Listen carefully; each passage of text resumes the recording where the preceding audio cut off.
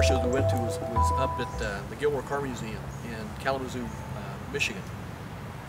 And we'd been tinkering with a little problem along the way. The engine would start losing power and cutting out, missing out like crazy. And we'd been through the car 100 different things, trying to find out what was wrong with it. And on the way to Kalamazoo, sure enough, it started happening again. And it would start missing out, and we thought, oh, this is bad gas. We just got bad gas in it. We actually had to have the car trailered in to a mechanic there in Kankakee, Illinois. He worked on the car, worked on it all night, worked on it the next day, and put a new fuel pump on it, knew it was a fuel pump pressure. That's what the problem was. It wasn't. So they continued to work on it. We said, well, we think it's bad gas. So they drained the gas out of the gas tank, and then went and test drove it, and everything was good. Fantastic. That's problem solved. Until, and we ended up making it to the car show at Kankakee just about the time it was over. So we completely missed the car show.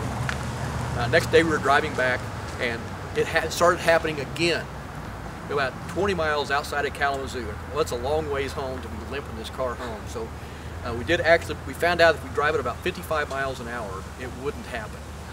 Well, we tinkered around with it. We were totally frustrated. We couldn't figure out what was wrong with it. We'd had this problem for 3 or 4 months. And turns out what it was a bad wire from the coil to the distributor. It was just frayed, and actually Tanner found it.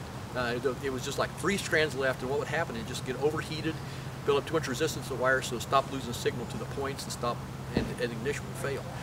But so many times we've had problems like that, and the old mechanics slogan is, look for the simplest things first. And we always tend to overcomplicate things. We always tend to make them bigger than what they are. Similar problem happened with the overdrive. It started failing, started dropping out. We took it out 2 or 3 different times, working on it, and found out what it was a bad washer. It was leaking oil around the washer and losing all the fluid out of it. So that's what our problem was with that. But nonetheless, the car has been fantastic. It's been so much fun to drive. It's one of those things that always gathers people everywhere we go. If we were to go back and do it again, would I change anything? Absolutely not. This car became us as we worked on it, and we kind of put ourselves into it, and we made individual decisions about what we wanted to do with it. We couldn't have been happier with it. It's a member of the family, effectively, and will be probably forever.